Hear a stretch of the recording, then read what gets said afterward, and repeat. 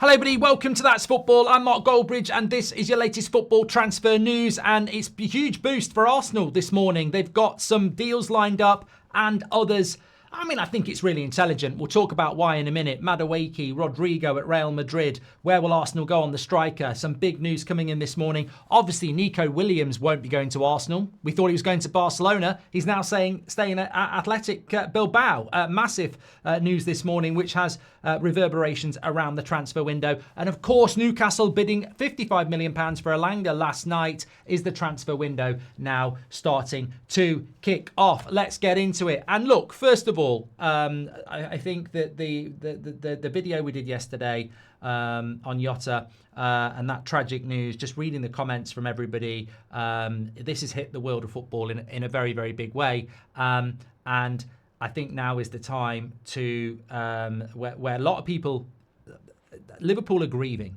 And the thing about grief is we've probably all been through it, and you've just got to let people grieve. There is no timeline. There is no definitive answers. There is nothing like that. And I think a lot of people I've seen online, and they're not being inoffensive or disrespectful, and some of them are actually Liverpool accounts, are saying, what next? I mean, are we still going to try and buy Guehi? Are we still in talks with this, that and the other? It's a really sensitive time. And what I would say about Liverpool is they will do things at their pace, at their time.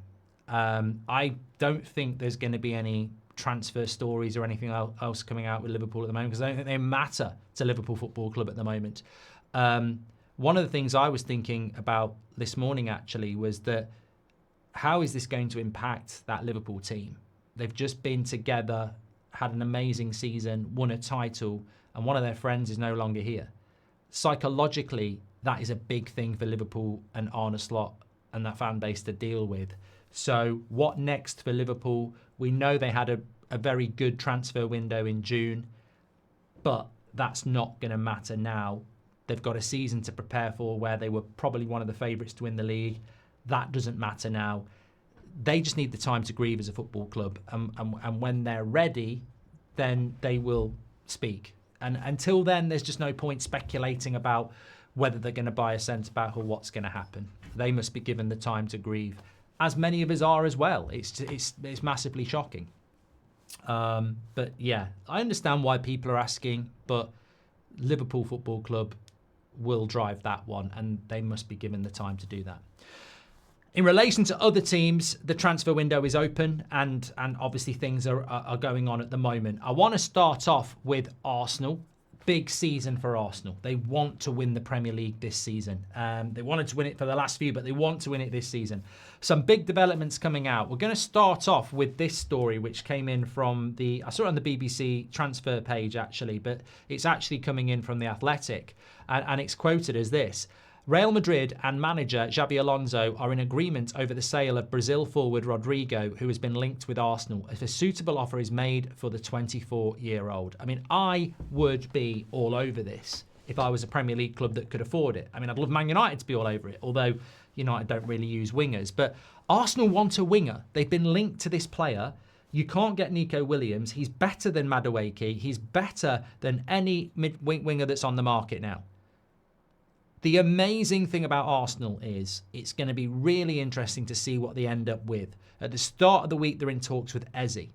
Romano last night saying with Madueke, talks are back on going again with Chelsea.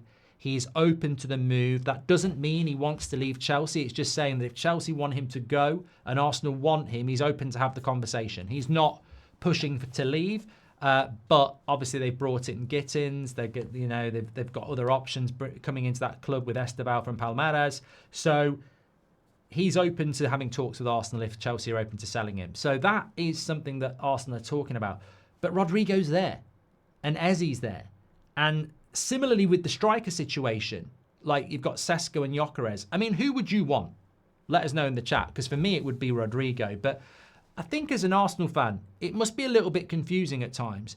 But in a way, looking at it from the outside in, it's really clever. You've got a director of football in Berta who's basically lined up Sesko and Gyökeres, and they'll do the deal that they think is right for Arsenal in relation to financial package and quality.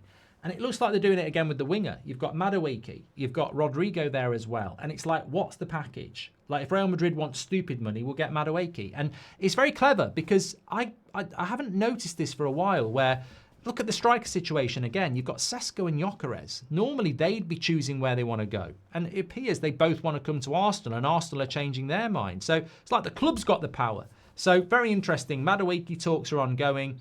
Rodrygo can leave Real Madrid. Where will Arsenal end up going on that one? Let us know your thoughts. Also, a big bid came in last night from Newcastle for Anthony Elanga of Nottingham Forest. Not the first time that Newcastle have been linked to him, but an official £55 million bid last night. Do you think that's too much for Anthony Elanga? It looks like that deal will get done now. I mean, look, from Nottingham Forest's point of view, are they going to replicate what they did last season? Probably not. Newcastle are a Champions League side with big ambitions. You can understand why Elanga would want to do that. He's been fantastic since he's moved from United to Forest, but this is a step up.